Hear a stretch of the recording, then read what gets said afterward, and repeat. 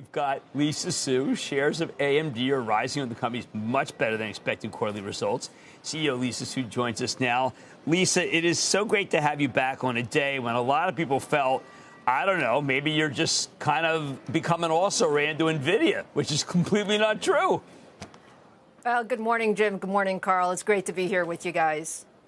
So tell me, what you've done is that you ordered a lot of chips, a lot of cards that are as fast as a lot of NVIDIA's. It seems like that every what we call hyperscaler wants what you have, which means that you've got not a quarter, not a year, but multi-year revenue stream beginning right now.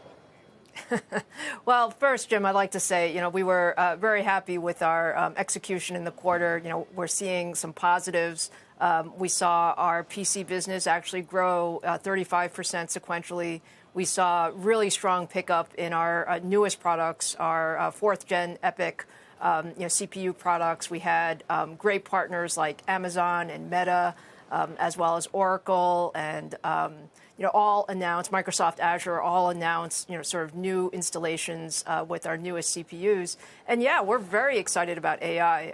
Everyone's talking about AI, but you need all of the computing infrastructure to be there. And, we're all about, multi-year, multi-generational roadmaps and setting up not just the hardware and the software, but also the supply chain for that. So, yeah, we're excited about what we have in front of us in the second half of the year. Well, let's take them one by one. When I listened to your call, I started thinking, my PC is not going to be the PC that it is right now. And that yes, sure, we're coming through a period where there was a glut and coming out of that. Can you give me an instance or something of what my PC might be like a year from now because of your chips? Yeah, we're excited about AI in all parts of the market. We see it in the largest data centers to edge devices to PCs. We just launched a set of products that actually have AI inside the PC, so it's really on board. And what that means is, our PCs are just going to be much more productive going forward. So, we are coming out of, let's call it a volatile cycle for the PCs. We see growth into the second half of the year, and even more so as we get into 24 and 25. And the idea is that, your PC should be your productivity tool to help you really organize all aspects of your life. And generative AI is going to be a big piece of that. We're working very closely with Microsoft and a number of our other hardware and software partners to really bring all of those experiences to life. So it's an exciting time for the PCs. If I have a Microsoft PC, would I be able to say to it, I've got Lisa Su on at 9:15, and I'd like to be able to just talk to you, PC, about what you might think that we should be talking about? I think we're going to have the capability to just organize all of our thoughts and all of our history and all of our capability. That's the beauty of generative AI, because you really do have, not only all of the power of the cloud, but you also have all of your personal data as well. And, as I said, this is a multi-year journey. These experiences are going to continue to get better. We're working very closely with the entire ecosystem to make that happen. And so, that's part of the promise of all of this new computing that we're able to bring on. Hey, Lisa, I think one of the more interesting wrinkles this morning is your comments about how to satisfy customer demands in China while still complying with export controls. Can you talk about how AMD and maybe corporates at large are trying to navigate that? Well, I think I would step back and say, Carl, overall, there's just a tremendous interest in AI overall. What we've seen, just over the last 90 days is we've seen our customer engagements increase by over 7 times. Everyone's looking for, how do they get more AI solutions? And, we're very happy that we have a strong roadmap, to do that. As it relates to China, China is an important market for us. Of course, the export regulations are, very important, and we all see that. But we also see that there's an opportunity to develop products that really fit within that. And so this is all part of what we do to really take our baseline foundational technology and make sure that it's tailored for the right markets. Now, I know you bought Xilinx, and a lot of people have been saying, well, when will Xilinx really kick in?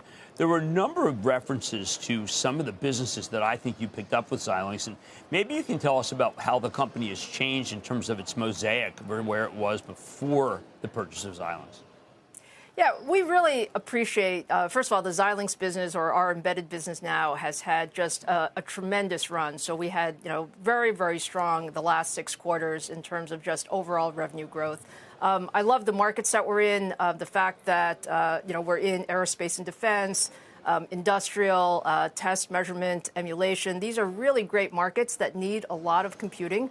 The beauty of it is we're finding a lot of synergy between, let's call it, some of our FPGA and adaptive products with our processing products. And customers are actually coming to us looking for overall solutions for their computing needs. So I'm very, very pleased with that. And on top of that, what we've been able to do is really bring our AI teams together. So we have really increased the amount of resources that we have addressing AI. AI is absolutely our most strategic priority, from the largest cloud data centers for people who are running the largest training and inference models, to what you have at the edge, to what an industrial customer would need, what an automotive customer would need, to what you have in the client when we just talked about PCs. And that really is the synergy of the great technology that we've gotten from from our acquisition of Xilinx, as well as our strong investments over the last few years. Hey, Lisa, I know you'd love to talk about the business rather than the macro, perhaps, especially in light of this downgrade that we got of the U.S. from Fitch. But can you at least give viewers a little inkling of how CEOs are even discussing it, or whether or not they're discussing it at all this morning? I think in general, what I would say is, the environment still continues to be a little bit mixed when you look across the different market segments. But from what we see on the long-term basis, we see a growth environment. And, from our business going forward, we see, the second half, actually, we see, nice growth across the business. We're particularly excited about the growth in the data center. And again, what we see now is the data center looks for us to be about 50% or so above in the second half versus where it was in the first half, which is a really strong statement of where we think demand overall is. So agree that there is some mixed signals in the market, and we have to navigate through those. But overall, we see a bias towards the positive.